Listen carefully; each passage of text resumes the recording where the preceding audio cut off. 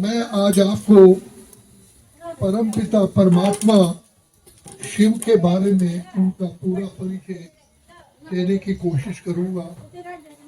गीता में भगवान ने स्पष्ट कहा है कि अर्जुन, मैं जो हूँ जैसा हूँ, मेरे उसी ही रूप को जान के पहचान के जो मुझे याद करेंगे उन्हें मेरे धाम की प्राप्ति होगी और मैं उनको पापों से मुक्त कर देता हूँ। तो परमात्मा कौन है, वो अपना स्वयं खुद ही परिचय देते हैं, इसलिए उनको स्वयंभू कहा गया।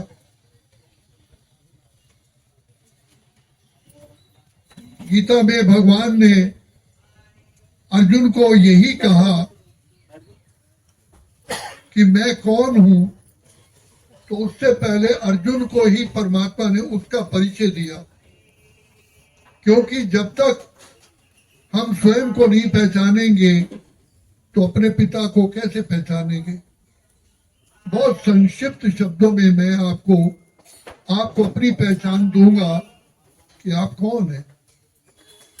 देखिए, जैसे गाड़ी का ड्राइवर गाड़ी चलाता है तो गाड़ी चलती है, अगर ड्राइवर उतर जाए तो गाड़ी खड़ी हो जाती है। ये शरीर भी एक गाड़ी है जिसको शब्दों में रथ कहा जाता है। इसके द्वारा कर्म करने वाली आत्मा है।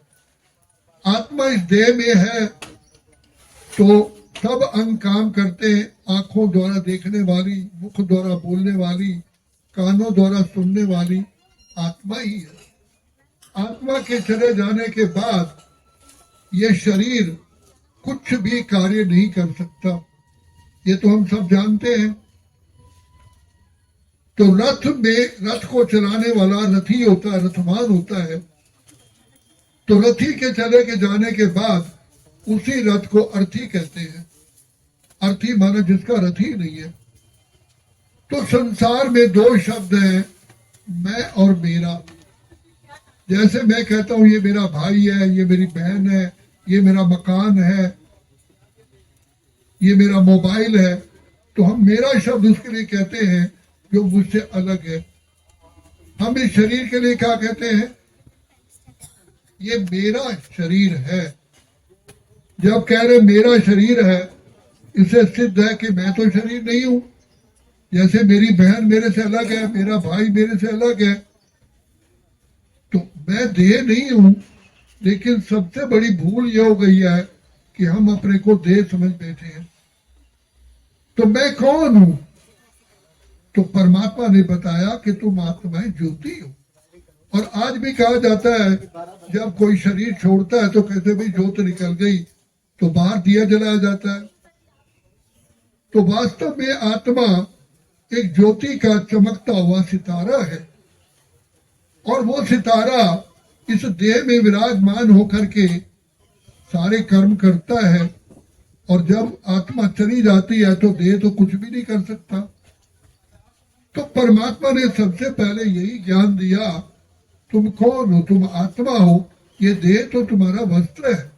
और हम कहते भी हैं भाई एक दिन मैं शरीर छोड़ के चला जाऊंगा, तो मैं कौन हूं? जब आत्मा चली जाती है तो क्या शरीर बोलता कि मेरा सिर है, मेरी टांगे हैं, मेरे पैर हैं? कौन कहता है? आत्मा।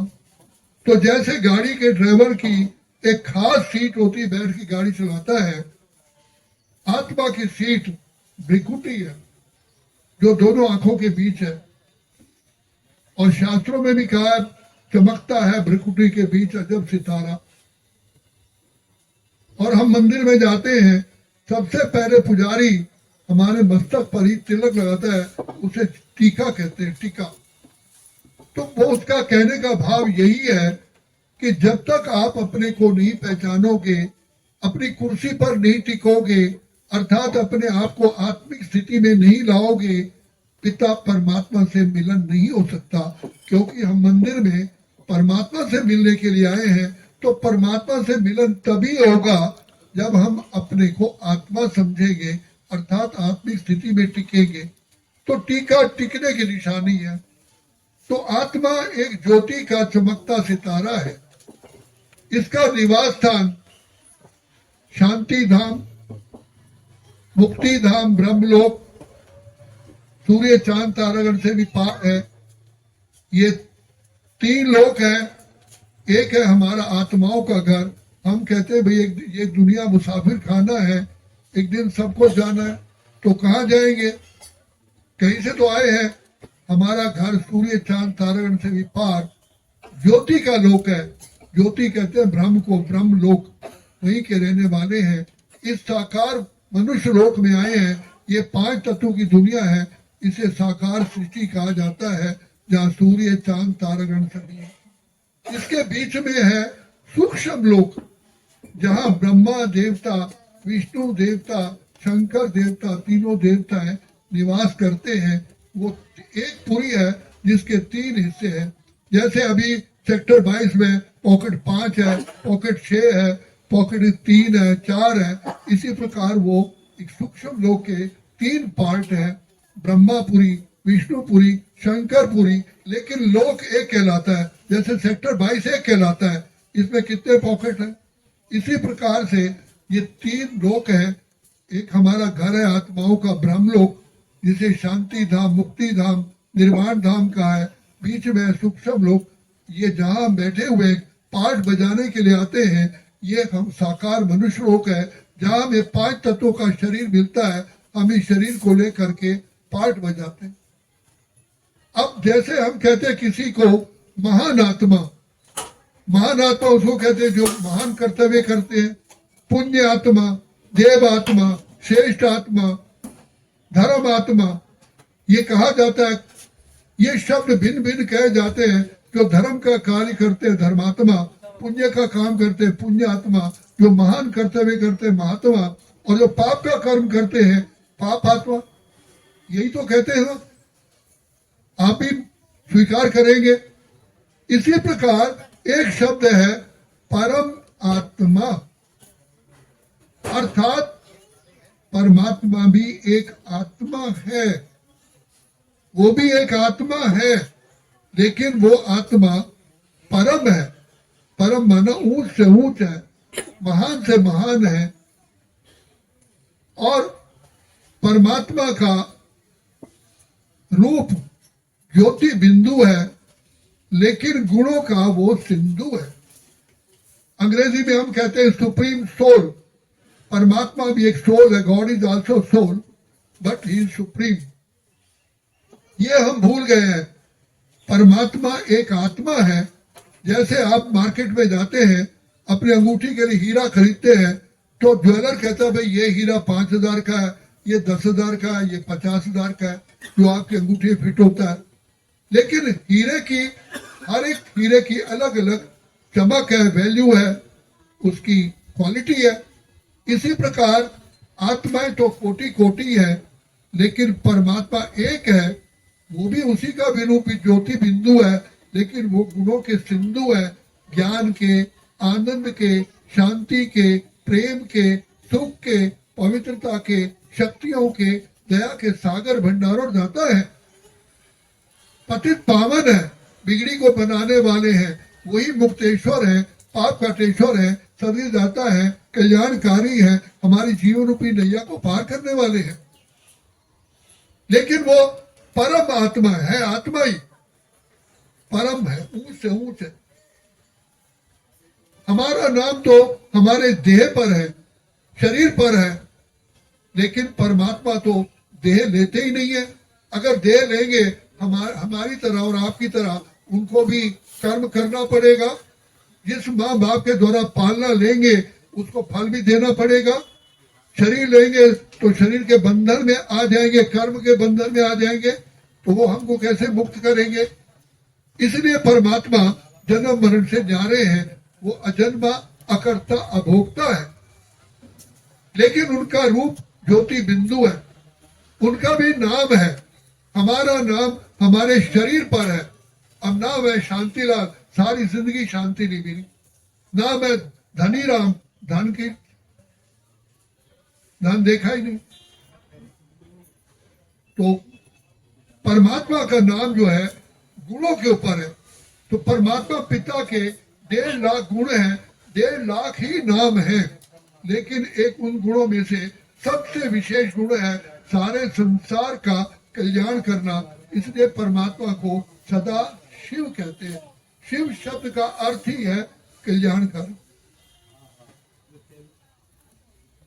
तो परमात्मा का नाम गुणवाचक है और शिव परमात्मा की मूर्ति आप मंदिरों में देखोगे जिसे शिवलिंग के रूप में दिखाया गया है, पूजा की जाती है। एक्चुअली शब्द है शिव ज्योतिर्लिंगम, ज्योति का आकार, और उसका रूप ज्योति का आकार इतना बड़ा दिखाया गया। आज आप देखोगे गुजरात में सरदार पटेल जी की मूर्ति बनाई है, शक्ति स्थल 350 फुट ऊंचा सरदार पटेल बनाया है। क्या सरदार पटेल जी 350 फुट ऊंचे थे? उनकी मूर्ति बनाई है। इसी प्रकार परमात्मा की भी मूर्ति पूजा के लिए उन्होंने बड़ा रूप दिया है। वास्तव में जब सबसे पहला सोमनाथ का मंदिर बना था, जो प्रथम मंदिर है सारी संसार का, विश्व का, उसमें एक हीरा लगाया गया था। जो महमूद गजनी ने उसको तोड़ा तो वो ले गया। परमात्मा जागंती ज्योत है और वो हीरा भी 24 घंटे रोशनी देता था। सेल्फ इल्यूमिनस जिसे बोलते हैं। तो आत्मा का पिता, शरीर का पिता शरीर है जैसा है, शेर का पिता शेर है, हाथी का पिता हाथी है, पक्षी का पिता पक्षी है। तो आत्मा का पिता कौन होगा? आत्मा ही है, लेकिन उसे परमात्मा कहते हैं। तो परमात्मा शिव की मूर्ति मंदिरों में आपने देखी है। उसके अनेकों, आज भी महाकालेश्वर का मंदिर है, विश्वनाथ काशी में विश्वनाथ है, सोमनाथ है, अमरनाथ है। तो ये भिन्न भिन्न उनके नाम गुणों के ऊपर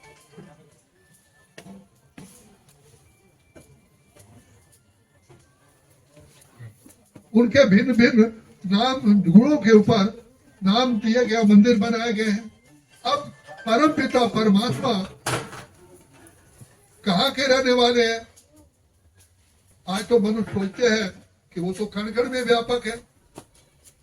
अब आप देखिए, हम एक लोहे के टुकड़े को अग्नि में डालते हैं, वो लोहा गर्म हो जाता है। तो कोई भी कहे, व्यक्ति कहेगा इसे हाथ पर लगाना, भाई इसके अंदर आग है।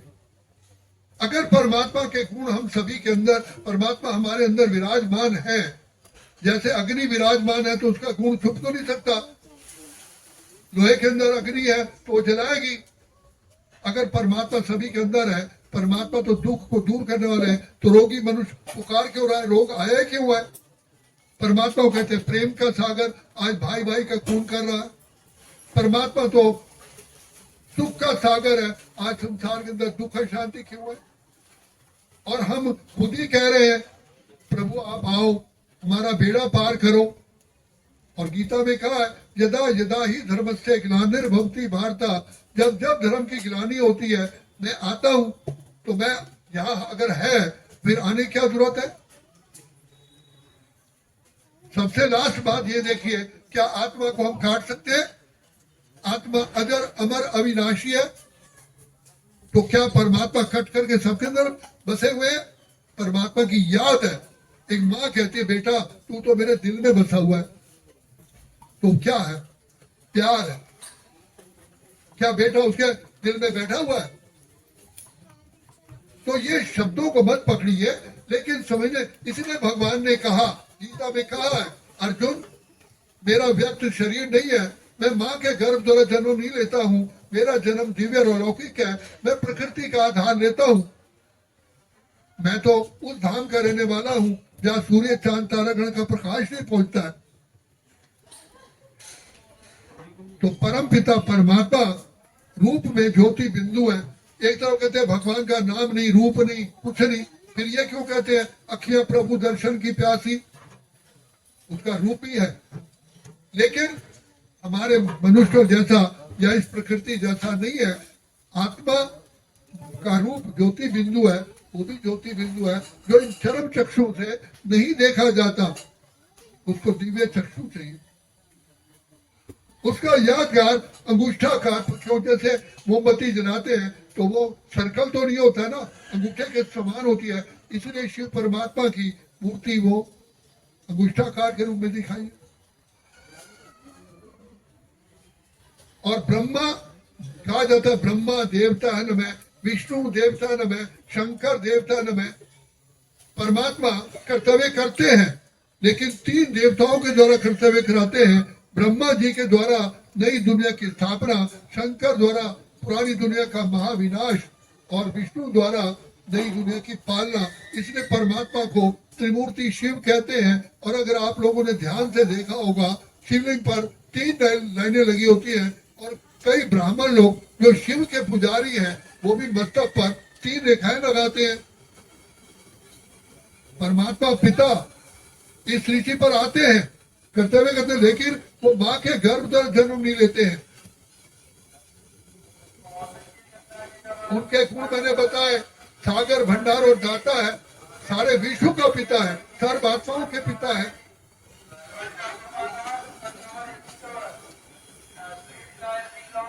अब परमात्मा इस ऋषि पर क्या कर्तव्य करते हैं, तो बताया ब्रह्मा द्वारा स्थापना, शंकर द्वारा विनाश।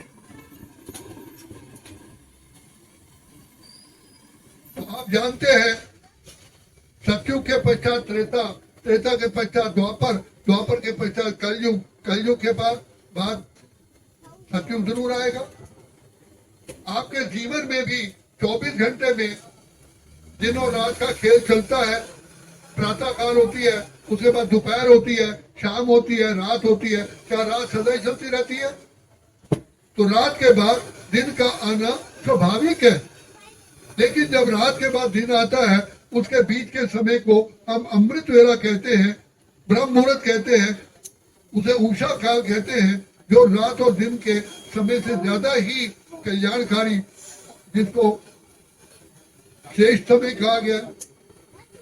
अब आप बताइए, आपकी जिंदगी में या आपके पूर्वजों की जिंदगी में कभी रात दिन का चक्र खत्म हुआ? आपके दादा बाबा के समय से ही यही 24 घंटे का रात दिन चल रहा कि नहीं चल रहा? इसी प्रकार हम आपको बताना चाहते हैं, ये सतयुग, त्रेता, द्वापर, कलयुग, ये चारों युगों का चक्र है, ये भी चलता ही रहता है।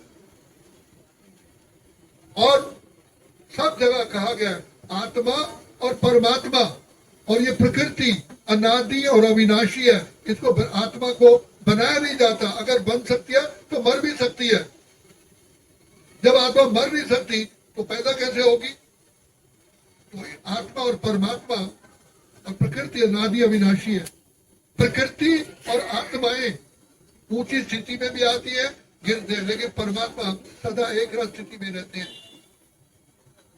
तो जब ये सृष्टि कलयुग हो जाती है, उसके बाद सतयुग का आना स्वाभाविक है। जैसे प्रातः काल सूर्य का उदय होगा तभी तो दिन आएगा। तो इसी प्रकार परम पिता परमात्मा को कलयुग को सतयुग बनाने के लिए आना पड़ता है।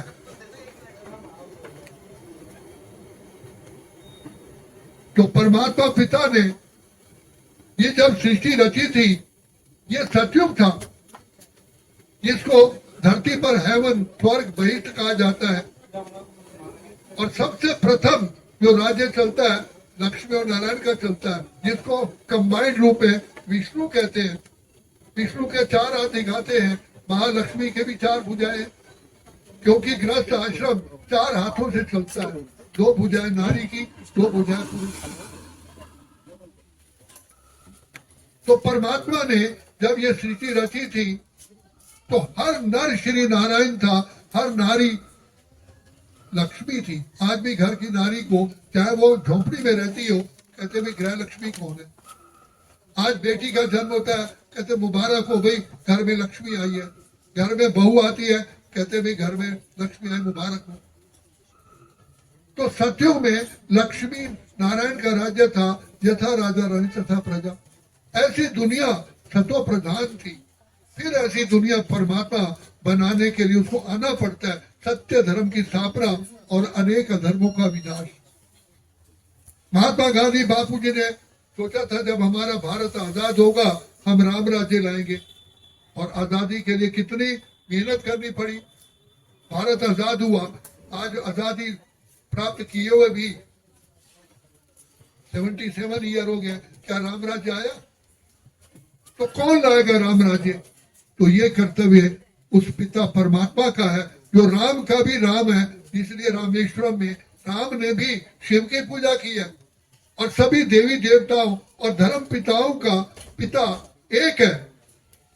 देखो अमरनाथ उनका अमर है, अमरनाथ में जाते हैं वही बर्फ का शिवलिंग बनता है। काशी जी में विश्वनाथ जी की मूर्ति वही है। महाकालेश्वर का मंदिर है, वहां भी शिव की मूर्ति है। सोमनाथ, और इसी प्रकार से मुसलमान लोग भी संगे स्वर में का पत्थर है, जिसको अपने काबा में उसको पहले चूमते हैं, फिर आज शुरू होती है, तो वो भी शिवलिंग जैसा ही है। और सिख गुरु नानक साहब ने कहा, एक ओंकार सतनाम कर्ता पुरुष निर्भय निर्वैर ज्योति स्वरूप। क्राइस्ट ने ये कहा, I am son of God and God is light. और आज भी क्रिश्चियन लोग जब चर्च में प्रेयर शुरू करते हैं, मोमबत्ती या दिया जलाते हैं। जापान में बुद्ध धर्म के लोग भी ऐसे शक्ल वाले पत्थर को सामने रख करके अपने मन को एकाग्र करते हैं। और आप लोगों ने सुना होगा, कपिलवस्तु का रहने वाला सिद्धार्थ चारों तरफ भ्रमण किया, लास्ट में गया में बैठा था, उसको ज्योति का ही साक्षात्कार हुआ, तभी महात्मा बुद्ध कहलाया। तो उससे भी कहा परमात्मा एक ज्योति है।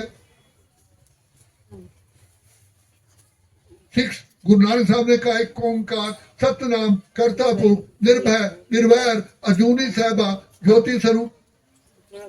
तो सभी, और शंकराचार्य भी कहीं भी गए, शिव की ही मूर्तियां, शिव के मंदिर बनवाए। तो देवी देवताओं ने भी, धर्म पिताओं ने भी, सन्यासियों ने भी परमात्मा शिव को ही अपना पिता माना है। हमें भी उस एक को याद करना है। तो परमात्मा ने कहा कि मैं जो हूं जैसा हूं, आप उसी रूप में याद करोगे तो आप मेरे को प्राप्त करोगे और पापों से मुक्त होंगे। तो इसलिए हमें परमात्मा का परिचय इसलिए दे रही है, परमात्मा ने ही हमको परिचय दिया। मैं भी आपकी तरह अनेकों को याद करता था। अब आपको जिस व्यक्ति से मिलना है, जिससे प्राप्ति होनी है, अगर उसका सही परिचय नहीं है तो कैसे मिलोगे? तो परमात्मा को खुद आकर के अपना परिचय देना पड़ता है। उसे तभी कहते हैं खुदा, स्वयं वो खुद आकर प्रकट होते हैं। तो इस समय पर परमपिता परमात्मा कलयुग को सतयुग बनाने के लिए आ चुके हैं। लेकिन कैसे आते हैं, बहुत ध्यान देने सुनने वाली बात है। लास्ट में मैं आपको बता रहा हूँ, ये कान खोल के सुनना, कहीं ये ना हो कि आप कहो कि हमें पता नहीं चला था। आप सत्यनारायण की कथा तो सुनते ही होंगे, तो उसमें कथा कौन सी है? कथा होती है, राम कथा है। राम का जन्म कहाँ हुआ, विद्या कहाँ ली, बड़ा हुआ, शादी कहाँ हुई, सारी लाइफ ऐसे श्री कृष्ण कथा है। लेकिन सत्यनारायण कौन सी कथा है? और लास्ट में आरती में क्या कहते हैं, बूढ़ा ब्राह्मण बन के आयो कंचन महल कियो। आप लोगों ने सुना कि नहीं सुना, पढ़ा भी होगा। तो बूढ़ा ब्राह्मण के तन में आकर के कंचन महल परमात्मा इस समय आके करता है। क्योंकि परमात्मा आत्मा को, आप मेडिकल इंस्टीट्यूट में चले जाइए, जिसकी जीभ कटी हुई है क्या वो आदमी बोल सकता है? जिसकी आंखें नहीं है वो आत्मा देख सकती है? जिसके दांत नहीं है क्या वो खाना चबा सकता है? बिना कानों के सुन सकते हैं? परमात्मा को भी ज्ञान देने के लिए, और हम कहते हैं हे पिता, हे प्यारे पिता, वो हमारे दिल के सहारे पिता, आकर के हमसे मिलो। कैसे मिलेगा? तो परमात्मा बूढ़े तन में प्रवेश करते हैं, जिसका नाम रखते हैं ब्रह्मा, एडम, आदम। मुसलमान लोग कहते हैं आदम को खुदा मत कहो, आदम खुदा नहीं, लेकिन खुदा के नूर से आदम जुदा नहीं। परमात्मा ब्रह्मा के द्वारा ही आकर के नई दुनिया की स्थापना करते हैं। करने वाला ब्रह्मा नहीं है। तो परम पिता परमात्मा वर्तमान समय बूढ़े ब्रह्मा के तन में प्रवेश करके हम आत्माओं को फिर से नर से नारायण, नारी से लक्ष्मी बनाने आए। जब तक नारी लक्ष्मी नहीं बनेगी, नर नारायण नहीं बनेगा, तो बताओ सतयुग आएगा? मैं सबसे पूछता हूँ, राम राज्य आएगा, राम राज्य लाएंगे, जब तक राम जैसे पुरुष नहीं होंगे, सीता जैसी नारी नहीं होंगी, लक्ष्मण और भरत जैसे भाई नहीं होंगे, हनुमान जैसे सेवक नहीं होंगे, और सुग्रीव जैसे मित्र नहीं होंगे, तो क्या राम राज्य आ जाएगा? तो राम राज्य का गायन है, राम राजा राम प्रजा, राम शाहूकार है, बसे नगरी दिए दाता धर्म का उपकार है। कहा गया, दैहिक दैविक भौतिक तापा, राम राज्य नहीं काहू व्यापा। तो ऐसी दुनिया कैसे आएगी? कौन लाएगा? तो परम पिता परमात्मा, जो हमारा सच्चा सच्चा सच्चा सच्चा प्यारा पिता है, जो दुख हरता सुख करता है, जो बिगड़ी को बनाने वाला है, जिसको सदा ही कल्याणकारी कहते हैं, वो शिव पिता इस पतित विकारी भ्रष्टाचारी दुनिया में आते हैं। देखो, हम जब पावन होते हैं, हमारा जन्म तो सतयुग में होता है, तो परमात्मा कितना बड़ा त्याग करते हैं। सदा पवित्रता का सागर होते हुए इस गंदी पतित विकारी भ्रष्टाचारी दुनिया में आकर के हम आत्माओं की उंगली पकड़ के हमको पार करते।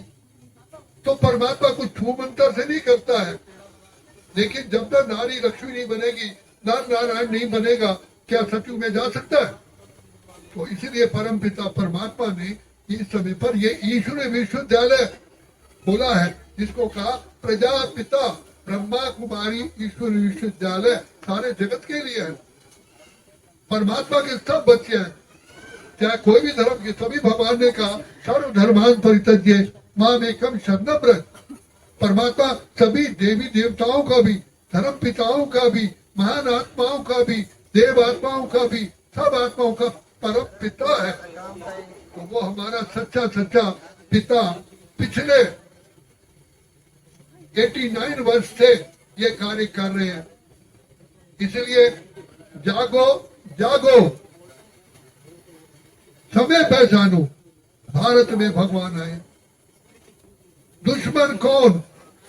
5 विकार, 5 विकार नरक का द्वार। हम क्यों कहते हैं आरती में, विषय विकार मिटाओ पाप हरो देवा। कितने समय से हम एप्लीकेशन देते आ रहे हैं। तो अब परमात्मा कहते हैं, बच्चे मेरे लाडले बच्चे, तुम्हें घर बार नहीं छोड़ना है, बाल बच्चे नहीं छोड़ने हैं, खाना पीना नहीं छोड़ना है, पानी में डूबना नहीं है, आग पे चलना नहीं है, लेकिन कर्म करते हुए मेरी याद में। तो शिवरात्रि परमात्मा का जन्मदिन का यादगार है। वो क्यों मनाया जाता है? हमारे जो बहन है, अनुभवी है, जिन्होंने सारी जिंदगी का त्याग करके एक लाइट हाउस बन करके संसार का भला करने के लिए अपना लक्ष्य रखा है। ये भी तो किसी बाप की बेटी है, पढ़ी लिखी है, समझदार है। और हमारे इस ईश्वर विश्वविद्यालय में कम से कम 50,000 से 60-70,000 तक बहनों ने अपने जीवन को समर्पित किया। लगभग 30-35,000 भाइयों ने जीवन का बलिदान दे करके इस कार्य में लगे हुए। मैंने भी आपके सामने शादी नहीं की है। क्यों नहीं की? क्यों नहीं की? मेरे पिताजी ने कहा कि भाई तू शादी कर। क्या रामकृष्ण ने शादी नहीं की? मैंने कहा पिताजी मुझे रामकृष्ण बनने दो, मेरी 6 शादियां कर दो, पहले मुझे रामकृष्ण तो बनने दो। इस बात पे जोरदार तालियां होनी चाहिए। तो अब परमात्मा आप लोगों को कह रहा है, बाहें पसारे बाबा खड़े, आ जाओ मेरे लाल, आ जाओ मेरे। हम मुझे तो शिव परमात्मा कहने हुए भी अच्छा लगा। मैं कहता हूँ मेरा बाबा जैसे आपका पिता हो, तो क्या आप उसका नाम लोगे? तो बाबा जो हमारा बाबा है, बाबा एक ही है संसार का, और कोई बाबा है नहीं। तो अभी मैं इन शब्दों से अपने वाचा को विराम देता हूँ। और इसको अच्छी तरह समझने के लिए भी आप यहाँ पर हमारा सेवा केंद्र है और कहीं भी आकर समझ सकते हैं।